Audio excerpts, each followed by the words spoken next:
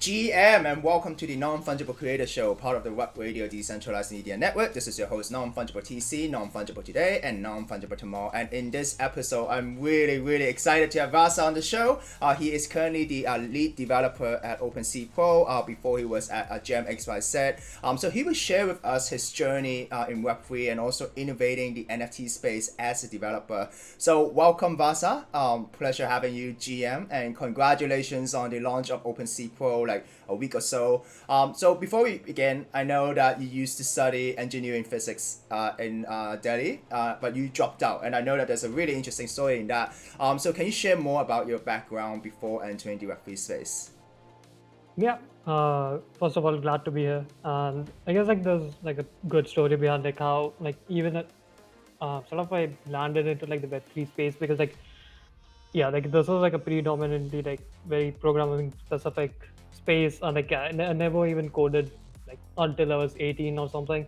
So yeah, like I since I was like maybe 10 or even small like younger, I like was mostly interested in physics, like specifically theoretical physics or cosmology. So like yeah, there's planets and stuff. Yeah, like I guess like everybody as a child can like relate to that, like just uh, seeing the sky, like all the constellations and stuff. So yeah, so like IIT Delhi is like one of the like best colleges, and then there's like we when I like got there, I guess like things would have like changed if like we just started with physics. But like what usually happens with like most of the colleges is that like you sort of study like a few different subjects like in first few semesters, and like then you get to like your main majors. So those few semesters like sort of changed a lot of stuff because like uh, I sort of discovered that like the way colleges work and in terms of the overall learning and like the and especially the part where like you have to like optimize for like exams and all that stuff. I guess like that sort of eroded the passion in terms of yeah, like I whatever like I work on, like I just want to like focus on that and like not worry about like other things like yeah, passing an exam and all that stuff. So like I guess I didn't score as well, and like I sort of lost the purpose in some sense because like as a student like who used to get like yeah, like full grades, and like this was like a huge shift, and that's how like I started like trying out new hobbies like robotics, and like that's how I got into software. And yeah, just like tried out a bunch of things in 2017, like ethical hacking and yeah, bunch of stuff that like sort of plays out later in the future. So I guess in like mid 20 like 2017, I guess like yeah, the market was quite high at that time, and like I like just with my friends I started like trading Bitcoin at that time. I'm like I can say that like I'm very bad trader. So like after like some time like trading stuff, like I understood that okay, like this is something. It's yeah, like whenever you yeah, see like different technological like advances, or like these kind of things only come like in a few decades or so. So like the last thing could be the mobile or the internet. So like this was the next thing, and this was the first time where I could do something because like yeah, like I was at an age where like yeah, you could start doing something. So that's how like I sort of started to like look into more into like the blockchain space. And I guess that's where I guess like in like last later stages of like 2017, I realized that okay, either I have to like go full on into like this, or yeah, like because wasn't able to manage like college plus like exploring other things. So yeah, like to be honest, like I had didn't had like much of a plan. Like I found like a few other people like from my college mailing list who like just messaged that okay, like they were starting some blockchain related like startup, and like they needed like some people like who can work on the software development side. So like yeah, I didn't know much about blockchains like development at that point, but yeah, like it was getting frustrating that okay, like I wanted to do something but I wasn't pushing myself. So like this was like a good opportunity for me. And yeah, like one thing that I learned from that part is that like yeah, like because usually when you're like 18 19 and you're working with someone who's like in like yeah 30s or like yeah 50s. So like yeah, like I started like in future, like I used to work with a lot of people who are like way older than me, but like because I was working with like way older people since early in my career, so like whatever you have like in terms of like in your mind that okay, like people might know much more than you, like that sort of sense like sort of fades away, because like sometimes like whenever there are new technologies, so like it's very probable that like you can learn quite quickly and like just be better than anyone, like doesn't matter what your age is. So yeah, that is something that yeah, one sort of learned early. And yeah, I guess like from there like I the one interesting thing that happened with college was that like I didn't actually told anyone in my college, like like in terms of like professors of the department, that I'm like sort of leaving in some sense. Like I didn't had any plan. So at the end of first semester, I basically came back to the college and I told them that like I haven't sort of attended any classes or like sat any exams. So basically, they didn't had any option to like kick me out because like that was basically the rule.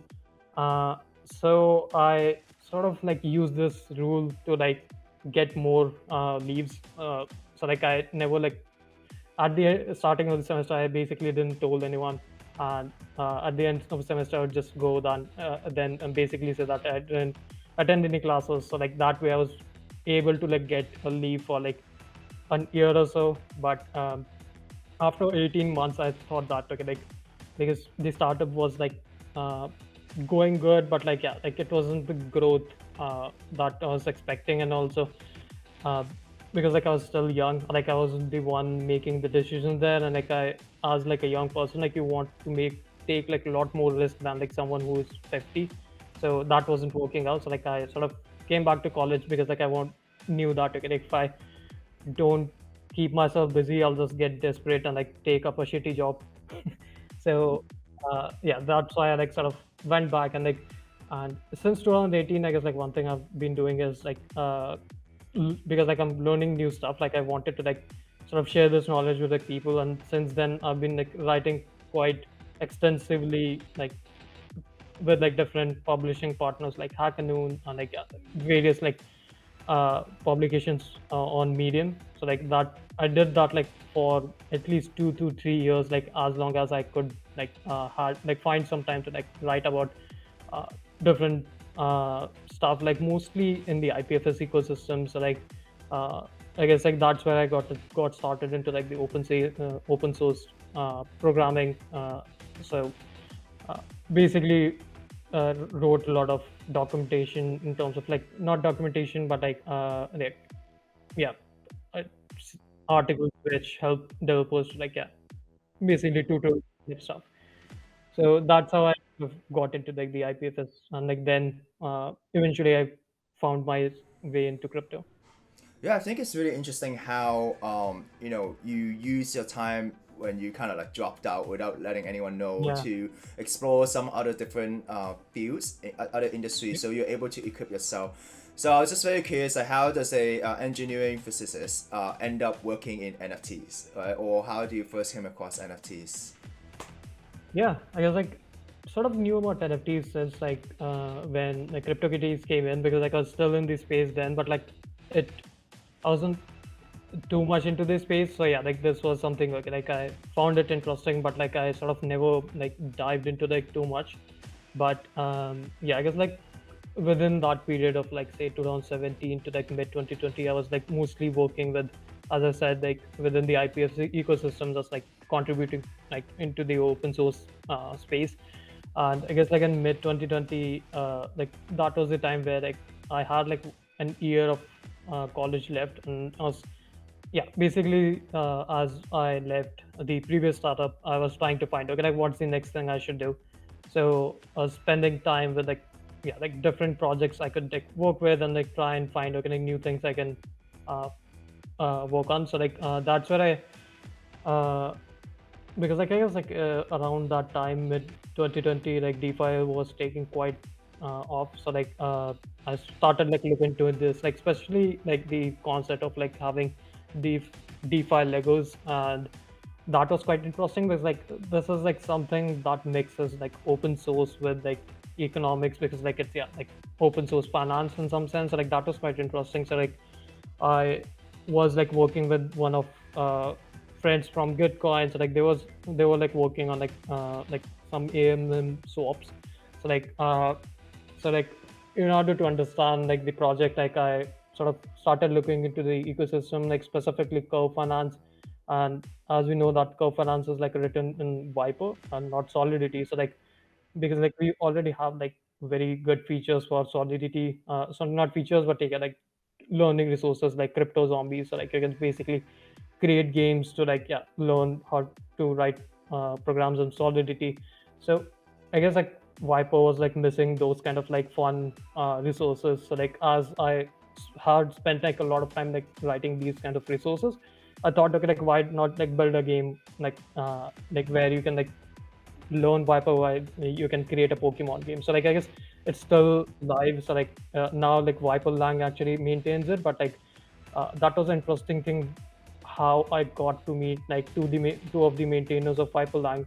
And fortunately they were like yeah, people who worked with Curve Finance and Eon Finance. So I guess like I was quite lucky to like s- sort of meet them, because like they like sort of took me over and like sort of helped me like to find like different opportunities in the space. So like I worked with the Eon Finance, Curve Finance, like a bit like how I could help mostly on the smart contract stuff. Like in I guess early 20, like end of 2020 and like early 2021. So that's where like I like spent like a few months in DeFi and like mostly helped, like say like if you are aware of like rect.news, like they do like these investigations where, yeah, like, if there's any hack and like you just investigate like on the like what happened and all that stuff. So like that was quite fun, like to, yeah, basically help projects like try to understand like what went wrong and like if it was possible to like basically white hack the funds. So that is what I spent my time like at least for a few months from like until like mid I guess like January 2021. And I guess like that time hash masks sort of started to take off. So that's where I guess like sort of reintroduced to NFTs. And one thing I was trying to realize that like whenever I'm like working on something, also thinking about like what can I bring to this space like that's new. So that's where I guess like because like I don't have a financial background. So like there are like a few building blocks like, okay, like swaps and like lending, borrowing. So like those are the base layer things that have like good enough audience. But like if as you get to build like more complex products like options and futures, like the audience starts like get smaller. Even though like there's a good enough volume there, but like it's harder to create a market around those things, because like it's uh, only like sophisticated traders trade it. And I guess like that's where like the NFTs came in, because like the good properties of NFTs is that like it's just not about prices. It's also about like the trades, or like because like you can encapsulate practically anything with NFTs, and that explodes your like horizon in terms of like what kind of problems there could be that could be solved by NFTs. And that was the practically the only reason why I switched from DeFi to NFTs, because like it had like much bigger space. And like uh, yeah, like I guess like I was like already on like there were like some gaps that I could see that I could try and fill in. So I guess like that's where I started working with like NFTX and NFT20. So like they were the uh, bigger games like at that time. So like so I started to help them a bit on the smart contract side. And like because like these both NFT exchanges are on chain.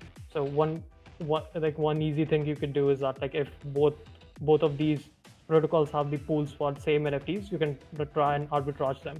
So I guess I thought, okay, why not like create a contract that does it atomically for us. So I basically created a simple contract around it, and this was sort of an aggregator. Like I didn't realize at that time, but like that was an aggregator with just two markets. But then Adam from NFT20 basically told me that like why don't you add like more markets to it? So I started adding more and more markets to it, and like eventually in like April of 2021, I had like a pretty much working contract, which basically could buy, sell. like any kind of token standard. Like you can start with any ERC20, 721s, or any kind of standards, and you can trade it to any kind of standard. So I guess till this day, I guess like that's the contract that practically every NFT aggregator sort of copied. So I guess like that's like, if I have like one thing that I've sort of contributed to this space is like that set of aggregator contracts that like everybody uses now. So I guess that is how like it's an interesting journey. I couldn't, yeah, like within that space of 1 year, I didn't think that I could get to that point. But like I guess a lot of people helped me like while I was like basically building stuff. I think the really amazing thing is just how you mentioned your whole journey from DeFi into NFT and hoping to contribute to the space. It was interesting that you mentioned about trades for NFT, which kind of lost some of its spots nowadays due to some exchanges. But the reason why we connected, and for those of you who are watching this is a show that is almost a year in making.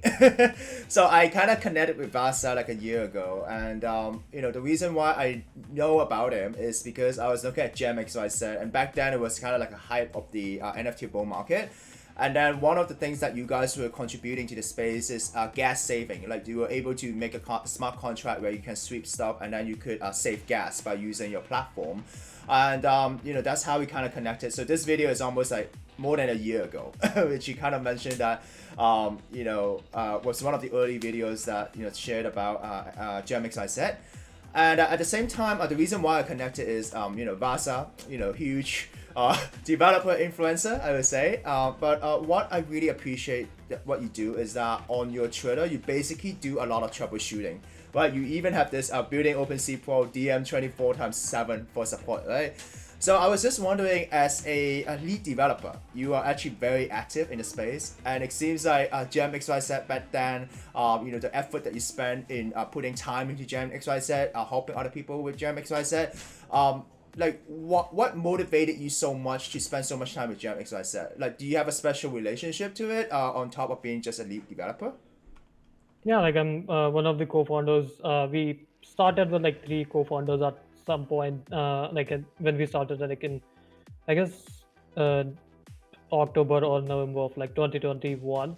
And yeah, I guess like one thing that I've learned is like, first of all, like one small thing that I would say, like in terms of like why like aggregators, like something that's like just not a product that I like stumbled upon, but like it's one of the things that like is unique with aggregators is that like you sort of get to work with like a lot of different people in terms of that, like okay, like if we aggregate different marketplaces, like I get to like meet a lot of people, and while like you're not sort of competing with them in some case, like you're just supporting them. So I guess that's like a very unique thing that you can like support like a lot of different projects and like not just compete with them even though competition is good. So I guess like that's like one of the good things, like why like aggregators something that I found like a good match with like what I wanted to build like in long term. And yeah, like just coming back to like in terms of like why I like spend like too much time, like so much time like and just interacting with the users is one of the things. Is like, yeah, like there are like different modes that you can build around your projects. There's like features or like, yeah, rewards, but like this is also something like in terms of support, I guess like it there are like different ways to like put it, but yeah, there are like multiple benefits that you can get. First of all, like I think as long as like you have like a very small team, like it's good to just take the charge of like any kind of support you can do, because like one thing that I've seen is that like if you have bigger companies, right? So like the people who do the support and the people who have the decision making power, like they are not the same. So what happens is that like the support cycle gets quite slow, because like support, like if there's any kind of dynamic situation, like the support person who cannot solve it, because yeah, they just don't have the authority to make certain decisions. And that's why I guess like it's good if I do like such things, because yeah, that way I could like make things much more faster. And like it also like fits into the product, because like it could be any kind of like issues, like it could be product related or any policy related stuff. Like, so I'm like, at least on the product side, I find myself as like a good person like who can like get things quickly. And like it's also good like as a customer to know that like it's not just like someone like who doesn't have the power to like do anything, or like yeah, it's someone like who are talking to like who can actually make a change for them. So that way, I guess like it flows into your product and like the customer trust. And I guess like it's good to just like talk to people because like of course like this space is like sometimes not as friendly, but yeah, like when you like just work quite hard on something and like you just like find a few people who actually appreciate your work, and like that's good for you and like for the team. So I think it's really, I really like your mindset, how you are the support and you are the person who can provide that support, right? Because you can edit the code, you can know what users are thinking firsthand. And when we talk about support, the first thing that comes to mind is that back then when it was Gem.XYZ, it is a platform that operates at a much smaller scale, right? It's kind of like a startup, to be honest. So it's much easier to provide the support. So right now, you guys are fully integrated to OpenSea Pro. Congratulations with that branding.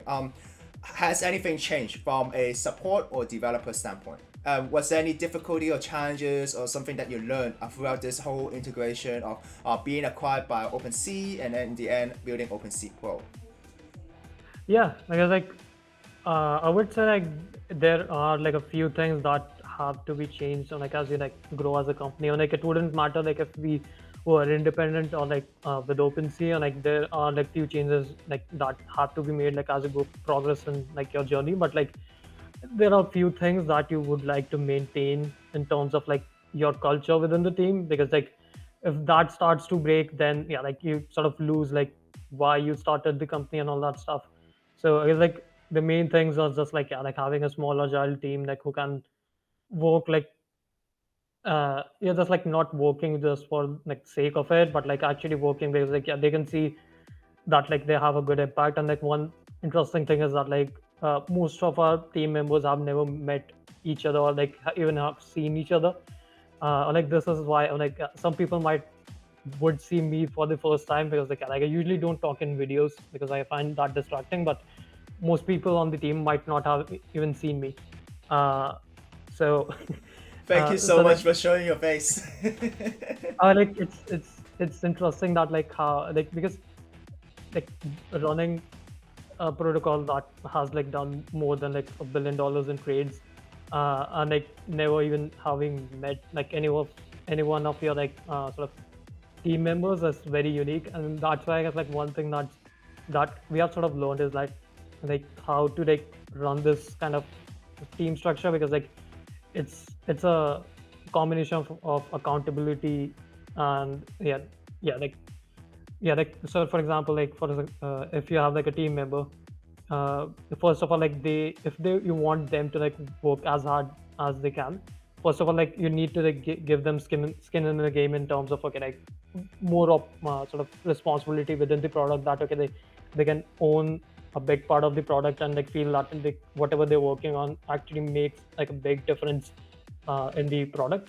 And that also flows into the accountability, because like if we are given like this much responsibility, then you have to be accountable about like whatever you're doing, because like yeah, you're affecting a lot of users. So I guess this sort of having a small team where each person like feels very empowered that they have like a big part within the product, that flows into like why like even having a distributed team like across the world, and like that works because like a lot of times yeah, like if I'm working at on specific hours and like others might not be up and all that stuff, so like usually if it's not accountable, like people are not feeling accountable, they'll just like yeah, not work as hard as they can. But like yeah, I guess having that kind of a culture and like maintaining that, and this is what we are able to maintain like for a long time.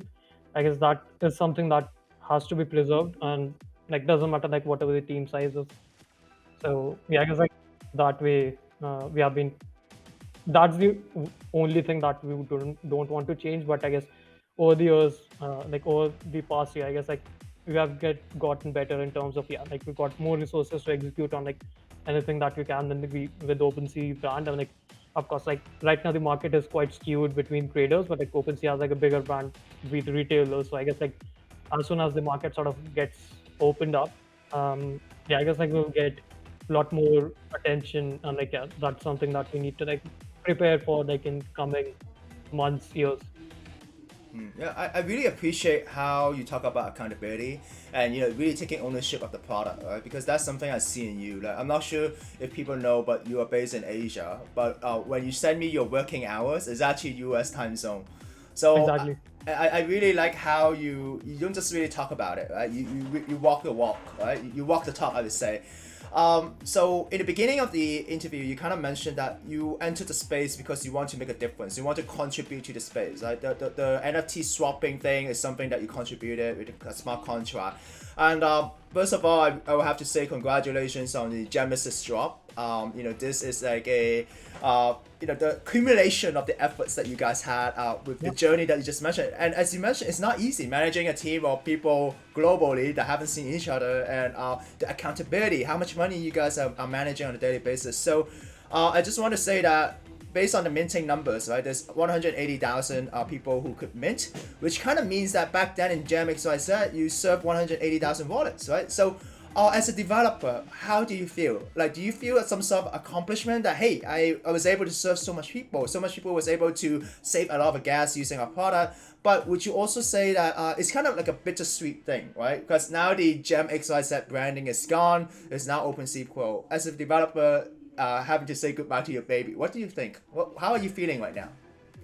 I guess like yeah, I guess like it's something that you like um like at least in the branding side, I'm like we kept the gradient. I'm like that's still there.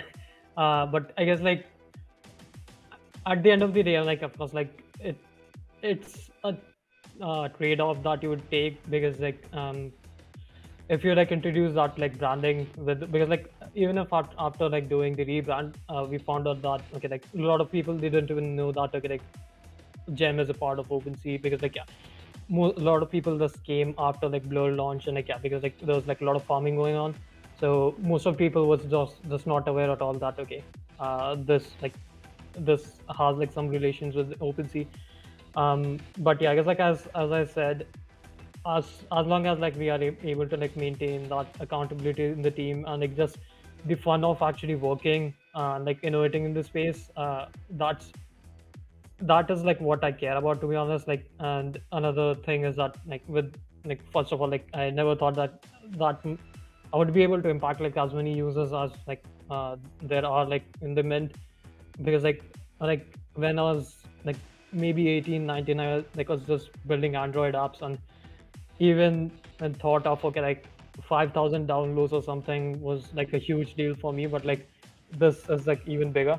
But I guess there's another flip side to it is that like if you see any like web 2 apps, or like they have like millions and millions of users, like this is still a very small thing compared to that. And I guess like that's one of the reasons why you would want to like stick within the like bull market and keep building, because yeah like there's like still a lot to like explore in this field, and that's why I like shifted to NFTs, because yeah like if it was just about like trading tokens, or like yeah like it wouldn't have been as much interesting. But like because NFTs are much more bigger than this, and that might take like a lot of time. But like the way I see myself in this space right now is like, imagine like you being like in the early internet days, and you being able to like contribute to that in a meaningful way, where like decades later, yeah like you have like some protocols or any kind of like piece of technology, or like any idea that is very much used by like day-to-day people. I guess like that is like a big deal, because like of course like you'll always have like things like okay like AI, and like yeah there's like very different things coming on. But like uh the one thing that keeps me like keep building and not just like jumping ship to AI or something else is just that's yeah like you need to like commit to like something for a longer time to like actually get something uh yeah like contribute something like bigger than like just what we have today. So um yeah. Yeah, I think thank you so much for being here. Like I didn't know it was gonna be so rewarding because a lot of times when you look at OpenSea or OpenSea Pro, right, a lot of or even just the NFT market in general, people always kind of focus, in my perspective, they kind of focus on the wrong angle. They kind of forget that there Yeah. is people working behind this product. Right? Like you must believe in something for you to devote your career into this platform and how to build this baby. And you kind of talked about how NFTs was able to give you the magic, right? It's not like another Yeah. meme coin, which is kind of like fungible. It has traits, it has uniqueness in it, and it has different utility, which unfortunately kind of lost it right now because everyone's just Yeah. farming and stuff like that. So yeah, before we conclude, right, I just wanted to ask you more about after the launch of OpenSea Pro, right? We do see some positive news, at least for the team. There's more recognition. People are starting to use it, regardless if they are using it because of Yeah. a speculation of an airdrop or whatever. But there is still this daily transaction count that you guys are kind of like going back up compared to Blur because the farming is kind of like going to be half in May. And at the same time, you guys set up a dashboard, if I remember correctly, showing how it's kind of growing, right? Would you say it's kind of growing right now? I think like yeah, like if you like there are like different things playing out here because like the market is like sort of going down, but like if like the share that you have is like going up, then it's fine. And like the thing is that like it's also a share that you want to target for because like we might not want like a specific profile of like maybe traders that might not be interested in like long term like sticking with the platform. So like for example, like if somebody uh like you can like see the on-chain data for a particular wallet, and like if you can see that okay like they have been in this space not just like from the starting of like blur farming but like even before that. I guess like those kind of users are what we are trying to target for because those are the long-term users, and like we would like to like sort of serve them better. So we'll like to track those users uh, versus like tracking like every bot account, if you see that, because like most of them might be bot accounts. Yeah, so I was actually thinking of maybe going through some features of OpenSea, but the speed that you guys are rolling out updates is actually very fast. So I think people could definitely follow you guys on Twitter. But as you can see right now, we do see a sea of red. A lot of these blue chip collections Yeah. are down quite bad. So we could technically be in an NFT bear market. A lot of people are shouting that this is the bear market of NFT. So a lot of people do say that the bear market is for building, right? Like, as a developer yourself, is it difficult to innovate in this space, especially now that morale is so low? At the same time, what innovations would you see in the next 1 or 2 years in the NFT space? Yeah, I guess like that's one thing about me is that like maybe people find this disturbing, but like since I've been starting like in this space, like at least in NFP space, like I was sort of hoping for like a downturn like in the NFT marketplace, not just because like yeah, like it might be like worse for like traders, but like it gives us time to like explore new things, and like it's like you can see this in different lights. And like yeah, like for example if you follow F1 or something, so like in that case what happens is that like if you have like some certain players who have been like quite on top of the game and like in specific kind of like market. So for example like in case of uh, farming, I'm like maybe blur is like sort of top of the game, but like if you start changing the game in some sense, like so like a bear market could come in, and then like maybe a new set of like user use cases come in, and that sort of pushes you to like start from scratch because like that's what happens like in F1 where like yeah like after the certain number of years they change the regulations, and like then you have to like build a new car and all that stuff. So like that gives opportunity to like other teams to like do best because yeah like no like the teams who have like a better car like don't have like the first mover advantage. And this is what like also makes things interesting that okay like doesn't matter like whoever's like leading the game like at any point in time, like the thing that you need to keep in mind is that like it's still early given that like the usage numbers that you see.